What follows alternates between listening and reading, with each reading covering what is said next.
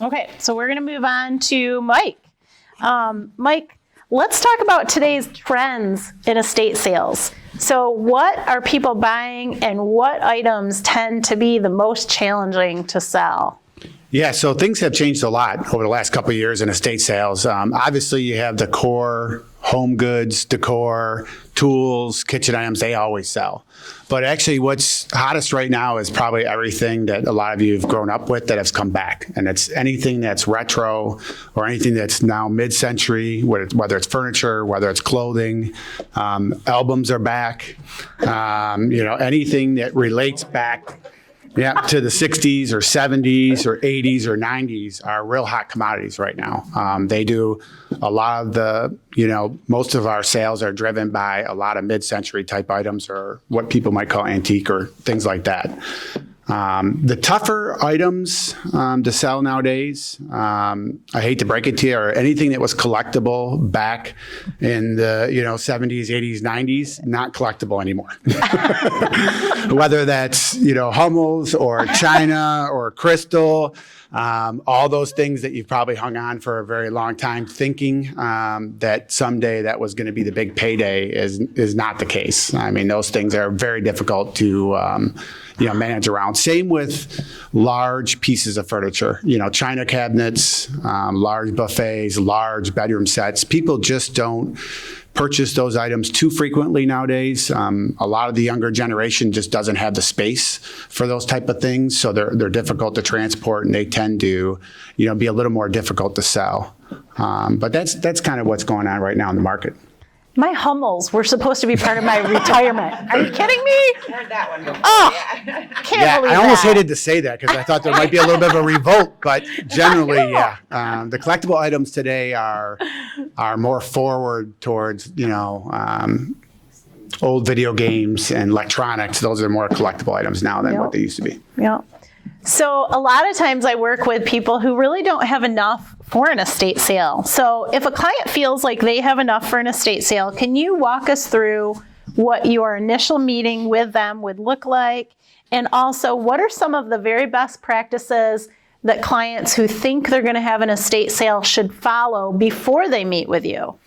Yeah, so typically what happens is, what I'm interested in when I go out on initial consultation is really to get a good idea of, one, obviously the items that are in the house, and what needs to be sold and what needs to be not sold. And one of the things that I really talk about, yeah, sure. One of the things I really talk about is, it's your stuff. So please, if you want someone in the family to have the stuff or whatever, make sure that a loved one gets it or things you want to keep.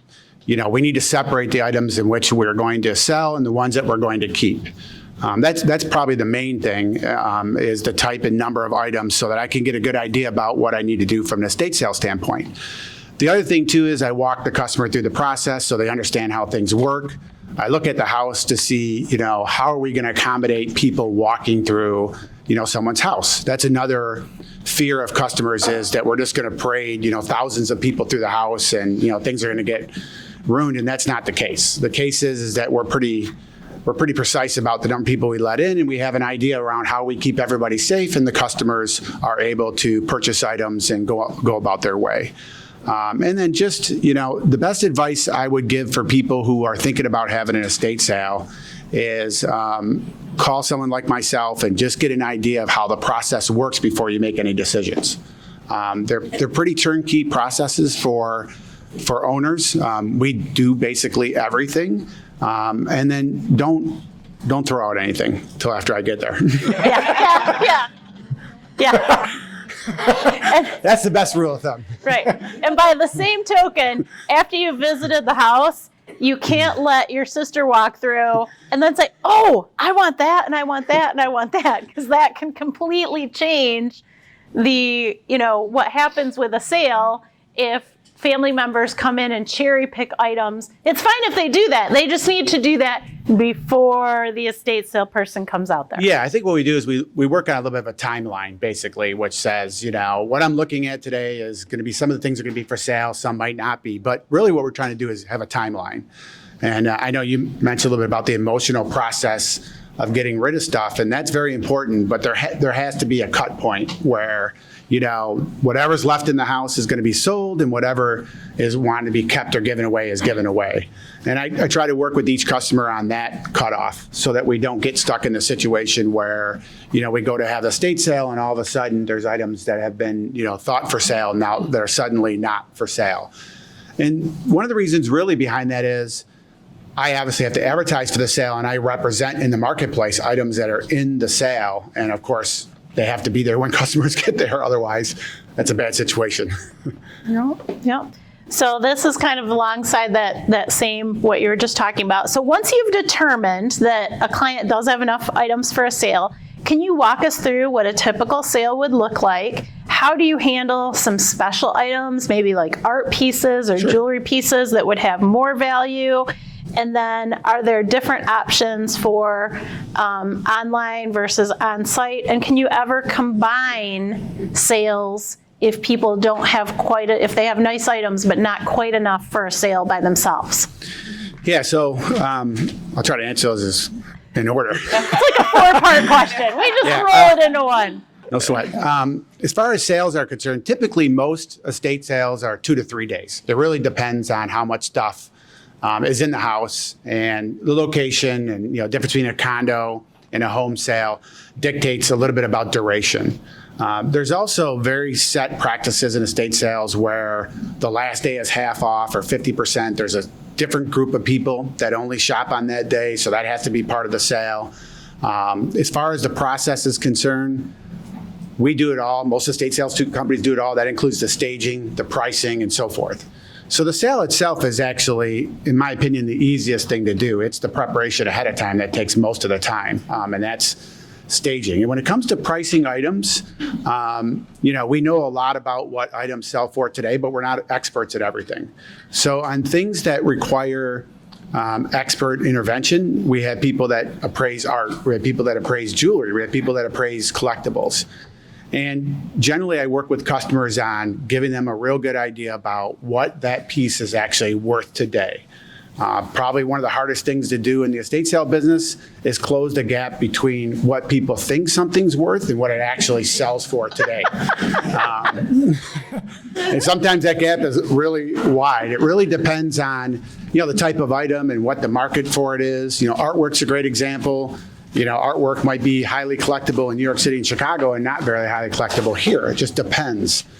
And then there's also different avenues that we can take to sell items. They don't always have to be sold at an estate sale.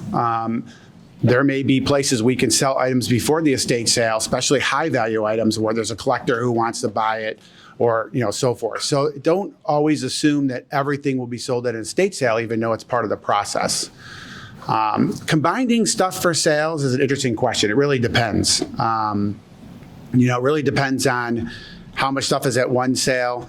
The other part with combining items is logistically it becomes a little bit difficult because then we have transportation and storage involved, and that's a different animal than just going to someone's house and having an estate sale.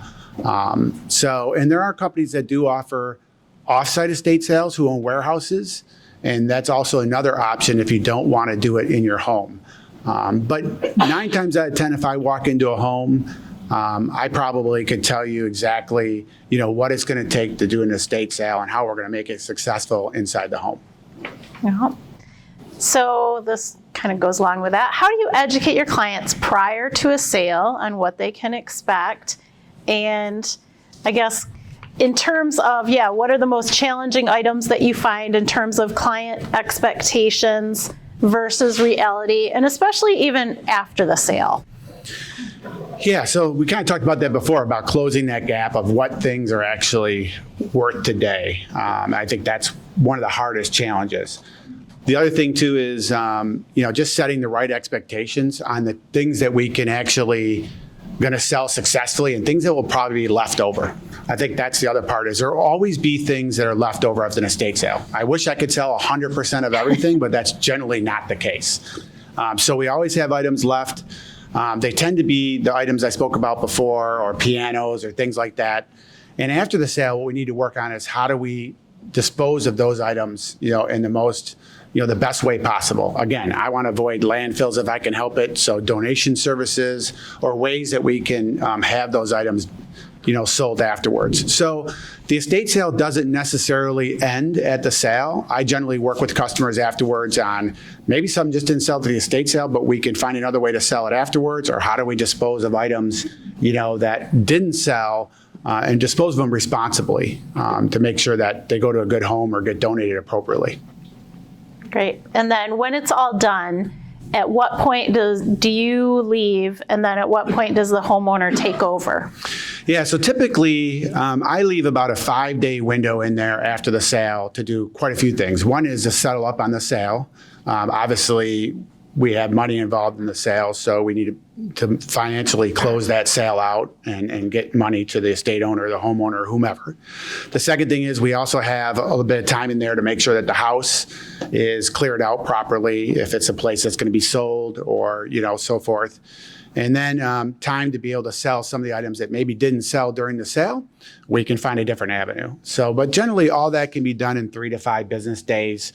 From start to finish, you're looking at about 2 weeks to 2.5 weeks from start to finish on a sale. I think the hardest part, I would say, or things to think about would be don't call estate sale companies and say you need to be out of your house in 2 weeks, because we won't be able to do it. You got to have a little bit of lead time in order to get things in order and advertise for the sale and be able to have a successful sale. So think about that ahead of time. If you're going to be vacating a home or someone's going to sell a piece of property, it's probably best to consult with an estate sale company or whomever you want to do business with ahead of time and get their timeline first so you can manage that smoothly. Oh. I will tell you that as I'm working with people to, sell a home and transition, that's one of the biggest parts of what I do is sitting down with that seller and simply making a plan and figuring out what others do I need to pull into this plan as resources.